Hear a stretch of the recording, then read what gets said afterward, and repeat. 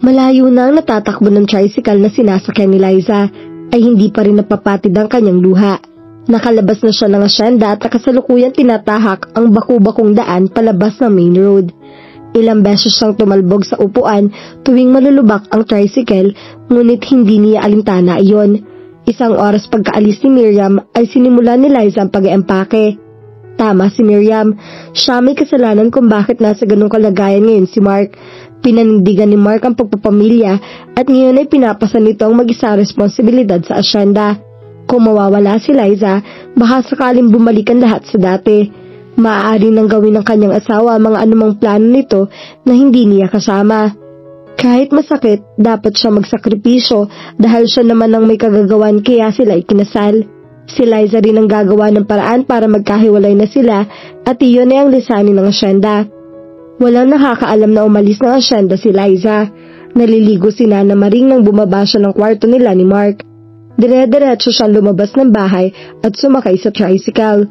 Ayaw talaga niyang magpaalam kahit kanino. Maya-maya ay text na lang niya si Mark. Mabuti na lang at eksaktong may naghatid ng tricycle sa isang ale na galing sa palengke. Kung wala, baka napilitan siya magpahatid kay Paeng sa terminal. Malamang na hindi rin siya makakaalis sa bahay dahil tiyak na pipigilan siya ni Nana Maring. Natatanaw na ni Liza ang highway nang makarinig ng sunod-sunod na busina sa likuran. Sumilip siya sa maliit na bintana sa likod ng tricycle at nakita na kasunod sa kanila ang pick-up ni Mark.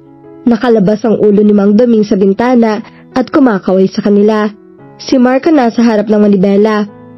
"Ma'am, ihinto ko po muna ang tricycle. Mukhang may kailangan po sa inyo ang taga-asyenda," sabi ng tricycle driver kay Liza. Bago pa makapagprotesta si Liza ay tumigil ng tricycle. Ilang sandali pa'y nasa gilid na niya ang asawa na pilit siyang pinabababa. Si Mang Domingo na natili sa loob ng pick-up. Napilitan siyang bumaba upang iwasan na magkagawa ng eksena sa gitna ng daan. Pagkababa niya ay pinaalis na rin kaagad ni Mark ang tricycle. Pagkatapos may baba ang kanyang mga gamit. "Hindi mo dapat pinaalis ang tricycle. Luluwas na ako sa Maynila at hindi na ako babalik dito," galit na sabi ni Liza. "Ihahatid kita kung saan mo man gustong pumunta. Pagkatapos mo ipaliwanag kung bakit ka aalis. Siguruhin mo lang na maganda ang paliwanag na ibibigay mo," galit ding sagot ni Mark. "Ayoko na rito. Naiinip na ako sa liblib na lugar na to na walang ibang makikita kundi mga puno, damo at sakahan. Hindi ko na kayang tiisin ang uri ng pamumuhay rito. Ayoko na rito sa bukid at ayoko na rin makasama ka pa. Palagi ka na lang walang panahon sa akin. Puro ka na lang asyenda. Kaya alis na ako." Hindi gusto magsinungaling ni Liza pero lalong hindi niya kayang aminin kay Mark ang totoo. Gumuhit ang sakit sa mukha ng kanyang asawa. Nag-iwas ng tingin si Liza. Alam niyang nasaktan si Mark pero makabubuti rin lang kung maghihiwalay na sila. "Akala ko ba naiintindihan mo ang sitwasyon natin?" Mahihimigan ng sakit sa tinig ni Mark. 2 beses itong huminga ng malalim. Kasunod niyon ay hinawakan siya ng asawa sa braso. "Babe, pag-usapan natin to. Sabihin mo kung ano talaga ang gusto mong mangyari. Gagawan ko ng paraan na masunod ka. Huwag ka lang umalis," malumanay nang sabi ni Mark. Tila nakikiusap ang mga mata.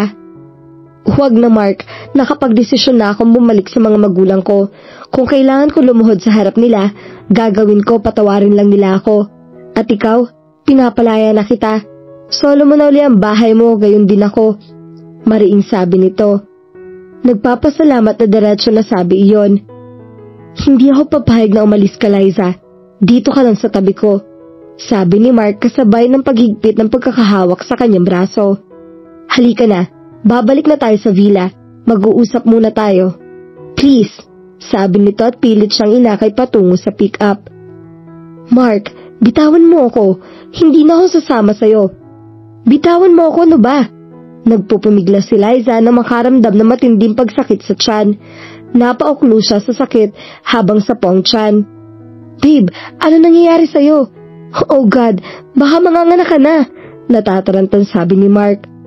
"Pero hindi mo pa kabuwanan," namumutlang dagdag nito.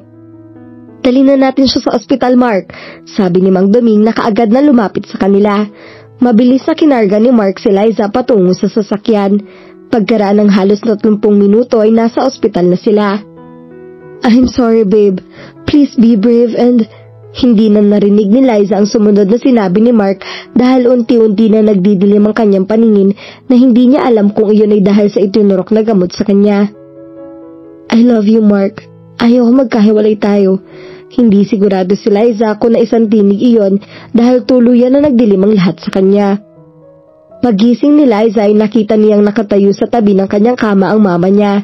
Muli niyang ipinikit ang mga mata sa pag-aakalang nananaginip lang siya. Pagmulat niya ay nakitang ngiti ng ina ang sumalubong uli sa kanya. Liza anak, kamusta ang pakiramdam mo? Hinaplos ng kanyang ina ang kanyang buhok. Sandali lang at tatawagin ko ang papa mo. Kinuha ng mama niya ang cellphone na tumawag. Nakangiti ito habang kausap ang kanyang papa.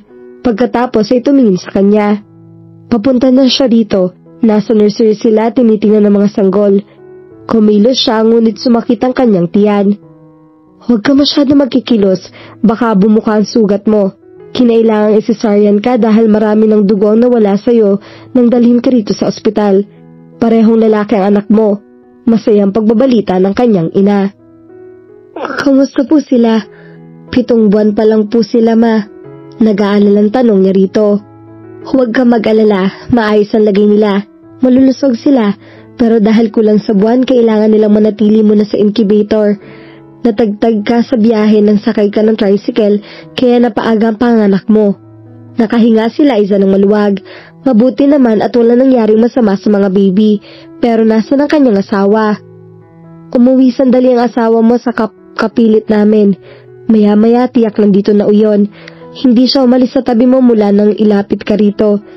Magdamag ding hindi siya natulog sa pagbabantay sa'yo. Sa nakita kong ginawa niya, masasabi kong sobrang mahal ka niya. Hindi na ako nagtataka na nagawa mong suwayin kami ng papa mo. Malumanay na sabi ng kanyang ina. Naalala ni Liza ang pagsuway sa kanyang mga magulang.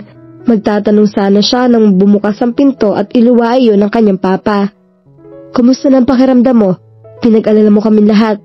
Lalo na ang asawa mo. Mahinang kasigo ng papa ni Liza. Kabisado niya ang ganong tono nito. Iyon ang paraan ng kanyang ama para sabihing nag-aalala siya dito. Okay lang po ako pa. Narito po kayo. Ibig po bang sabihin na patawad niyo na ako? Nangingilid ang mga luhang tanong ni Liza. Lumapit kay Liza ang papa niya at hinagkan siya sa noo tulad ng madalas nitong ginagawa. Anak ka namin kaya hindi kita matitiis. Idagdag pa ang pagkakaroon mo ng makulit at matyagang asawa. Nakangiting sabi ng kanyang ama. Kumunot ang noo ni Liza. Ano pong ibig niyo sabihin pa? Kada buwan mula nang ikasal kayo ni Mark ay pumupunta siya sa bahay para ihingi ng tawad ang maaga niyong pagpapakasal. Ang mama ni Liza ang sumagot. Kahit hindi namin siya pinagbubuksan ng pinto at kinakausap, kami mula sa labas ay pabalik-balik pa rin siya sa bahay hanggang sa kinausap na rin siya ng papa mo. Bilang mga magulang mo, ang tanging hangad namin ay ang kaligayahan mo at gusto naming matiyak magandang kinabukasan mo. Ngayong makakasiguro na kami na mabibigay sa iyo ng asawa mo ang mga iyon, ay wala na kaming dahilan para patuloy kayong tikisin. Pagsigunda ng papa niya. Napakaswerte mo sa asawa mo, Liza. Mahal na mahal ka niya at handa siyang gawin ang lahat para sa iyo. Panatag ng loob namin ng papa mo na siya mapangasawa mo. Nakangiting wika ng mama niya. Pa, ma, lumuluhang sambit ni Liza. Niyakap siya ng ina. Ang papa naman niya ay hinalikan uli siya sa noo. Napakaligaya ni Liza ng mga sandaling iyon. Hindi niya akalain sa sandaling panahon ay mapapatawad siya ng mga magulang. At ang lahat ng iyon ay utang niya kay Mark. Nang ganong silang eksena nang makarinig ng warning knocks. Kasunod niyon ay ang pagpasok ng mga biyanan ni Liza. Kinumusta siya ng mga ito. Pagkatapos ay masayang nagkwentuhan ng mga ito. Ang paksa ng usapan ay ang mga bagong miyembro ng kanilang pamilya. Masayang pinagmasdan ni Liza ang lahat ng mga naroroon na pawang mga nakangiti. Kompleto na ang buong pamilya, maliban kay Mark. Nakadama siya ng lungkot. Nasa na ba ang kanyang asawa? Huwag ka nang malungkot, parating na ang asawa mo, sabi ng biyanan niyang babae. Lumapit kay Liza nang siguro'y mapansin ang pagkalungkot niya. Hindi siya sumagot. Binigyan lang ito ng matipid na ngiti. Nalipat sa kanyang atensyon ng lahat. Oh, haya na pala ang asawa mo, sabi ni Alexis nang sumungo sa pinto si Mark at may dalang bouquet ng rosas.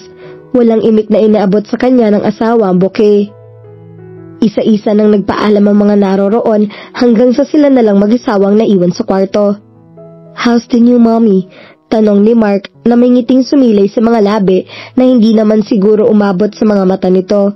Halatang kulang sa tulog ang kanyang asawa dahil nangingitim ang ilalim ng mga mata nito. "I'm fine and happy," sagot ni Liza. "Ikaw, how does it feel to be a daddy?" Umupo si Mark sa gilid ng kama ni Liza. "Same as you do," mahinang sagot nito. Bagaman alam ni Liza na totoong masaya ang kanyang asawa na isa na itong ama, hindi nawawala ang lungkot sa mga mata nito. "Kinumusta nga pala ni Mang Doming kung okay ka lang daw?" "Mark, sina Papa, sinabi nila sa akin ang ginagawa mo. Gusto kong magpasalamat. Sa katapusan pa sana ng buwan sila dadalaw sa atin. Sorpresa ko sana sa iyo yun sa birthday mo. Kaso kailangan ko ipaalam sa kanila na nagsigla na at nagsilang ka na kaya napaagan dating nila." Kinuha ni Mark ang kamay niya at pinisili yun. Naalala ni Liza ang bili ng mama niya bago ito umalis. "Kung may hindi kayo pagkakaunawaan ng asawa mo, ay harapin nyo. Hindi solusyon ng pagtakbo mo, anak." Ikinuwento kasi ni Liza sa kanyang ina ang balak niyang pag-alis sa asyenda. "Yung mga sinabi ko sa'yo kaya ako alis, hindi totoo mga yun. Ayaw ko talaga magkahiwalay tayo. Gusto kong sa asyenda tumira." "Hindi mo kailangan magpaliwanag. Dapat naisip ko kaagad na hindi ka basta aalis kung walang mabigat na dahilan. May pagkukulang din ako sa'yo, and I'm sorry for that," sabi ni Mark. Kung may gusto akong marinig, iyon ay kung ano ang mga sinasabi sa'yo ni Miriam na dahilan para bigla kang mag-alis sa balutan. Sinabi ni Nana Maring na nanggaling si Miriam sa bahay at umalis ka pagkatapos ninyo mag-usap. Hindi ko agad nalaman niyon dahil nagmamadali na akong habulin ka noong sinabi sa akin na sumakay ka ng tricycle na may dalang mga gamit. Sa pagitan ng paghikbi ay nagawang isalaysay ni Liza kay Mark ang lahat na napag-usapan nila ni Miriam. Marahas na napabuntong hininga si Mark pagkatapos magkwento ni Liza. "I could strangle her for what she did," galit na sabi nito pagkatapos ay tumingin sa kanyang mga mata. "Babe, totoong may usapan kami magkikita sa Maynila dahil nakiusap siyang samahan ko siya pagsundo sa mami niya sa airport. Pagkasundo namin sa mami niya ay hinatid ko sila sa bahay nila sa Mandaluyong. Pagkatapos ay umuwi na lang sa mansyon. Dahil may bisitang darating si Papa at gusto niyang nandun ako sa hapunan. Hindi ko na yun sinabi sa'yo dahil ayaw ko magselos ka. Dapat pala sinabi ko sa'yo nung una pa lang. Siya nga pala, bago ka umalis, pinuntahan ko ang mga magulang mo para humingi uli ng tawad. Ginawa ko ang lahat ng mga kaya ko dahil gusto ko makasama mo mga magulang mo sa nalalapit mong kaarawan. And I succeeded. I couldn't contain my happiness na gusto ko nang sabihin sa'yo magandang balita kung hindi ko lang naisip na masisira ang sorpresa ko sa'yo para sa birthday mo." Mahabang paliwanag ni Mark.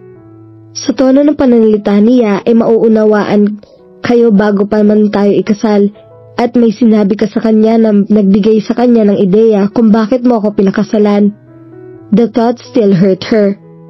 Wala kaming unawaan or anything apart from friendship. I know what she feels for me, but I didn't take it seriously. She's like a dear sister to me, and nothing more. Please believe me, and I didn't tell her any reason why I married you other than I love you. Masuyong sabi ni Mark. She looked at him indirectly. Mahal mo ako? Yes, I do, pag-amin ni Mark. I was a fool I didn't recognize it earlier. Or maybe I did, but I was afraid to admit it even to myself. The feeling was too strong even the first time I saw you at school. Palagi itang pinagmamasdan nung mula sa malayo. Sinusundan kita kapag nakikita kita ng pagkakataon. Hindi mo lang alam kung gaano ako kasaya nung malaman ko sa'yo galing ang mga regalong natatanggap ko. Gusto ko makipaglapit noon sa'yo, pero pinigilan ko ang sarili ko dahil hindi ka katulad ng iba. I wanted to protect you from myself, but I failed. I tainted you in the end. You married me and set things right. Pero hindi ko sinabi sa'yong mahal kita, kaya kita gustong pakasalan. I was still in the period of denial back then. I don't believe in love that blooms early. Ang nasa isip ko noon, paano kung magising ka isang umaga at ma-realize mo infatuation lang ang pala ang nararamdaman mo para sa akin. It would hurt me like hell. Ang sabi ko nun sa sarili, kapag napaniwala ko ang sarili ko na hindi ako in love sa'yo, hindi ako ganong masasaktan kapag umalis ka na. Pero nagkamali uli ako. Para ako mamamatay na sabihin mong ayaw mo na akong makasama. I'm sorry, Mark. Alam mong mahal kita. At kahit malaking bahagi ng puso ko ang naniniwalang wala kang relasyon ni Mariam, pinili ko pa rin umalis para maituloy mo ang pag-abot sa naudlot mong pangarap. Naisip ko magpagawa na lang. Magagawa mo lahat ng iyon nung wala ako sa buhay mo. Hindi mo napapasanin mag-isa ang problema sa asyenda kung hindi agad na atatang sa'yo ang responsibilidad sa pamamalagat nun at kung hindi dahil sa pagpapakasal natin. Naisip ko rin ng mga bata pa tayo kaya minabuti kung bumalik muna tayo sa pamilya natin at magsimula uli. Hindi, umiiling na sabi ni Mark. Hindi babe, kung gusto ko talaga mag-aral sa Amerika, magagawa ko. Pero nagbago ng isip ko. Nung sinabi ko sa'yo na handa na ang lahat ng papeles ko patungo sa Amerika, nakita ko kung gaano ka nalungkot. Pag uwi ko, sinabi ko kay Papa na dito na lang ako mag-aaral dahil may isang importanteng babae sa buhay ko na hindi ko kayang iwan. Pumayag naman siya at sinabihan akong ipaalala kita at ipakilala kita sa kanila. Dapat sana, ipinakilala kita noong graduation ko pero hindi kita nakita. I was there. I couldn't miss it for the world. Pinanood ko ang pagtanggap mo ng diploma at medalya. I was so proud of you, pero minabuti kong huwag na magpakita kasi baka mabago ang una kong plano. Masisira ko ang pangarap mo mag-aral uli. You should have showed up. And remember, hindi masinira mga pangarap ko, bagkus ay binuo mo pa nga iyon. Nang ipaalam ko sa mga magulang ko na magpapakasal na tayo, ang sabi ni Papa ay maaari ko pa rin ituloy ang pag-aaral at sila na ang bahala sa atin.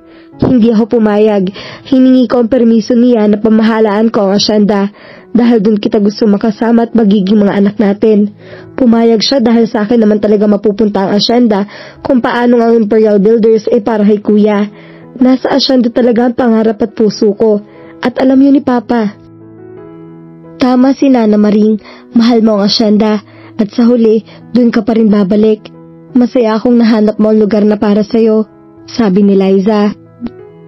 Hindi mahalaga sa akin kung nasan ako babe, dahil magiging masaya lang ako kung kasama kita. San mang lupalop ako naroroon, mangangako kang paglabas mo ng ospital, sa akin ka sasama. Maybe we are young, pero kaya nating tumayo sa sarili nating mga paa.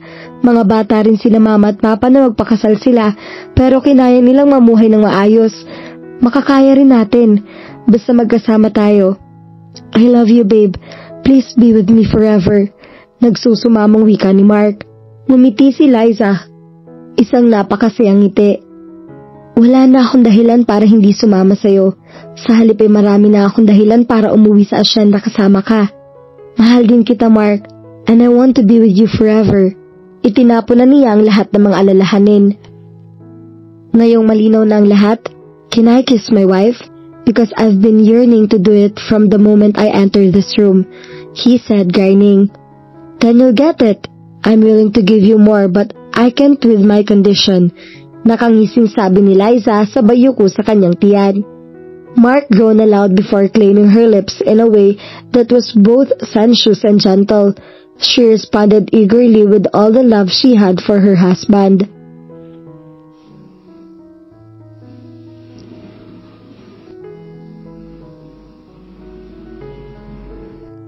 At dito na po nagtatapos ang kwentong pag-ibig ni Liza at Mark.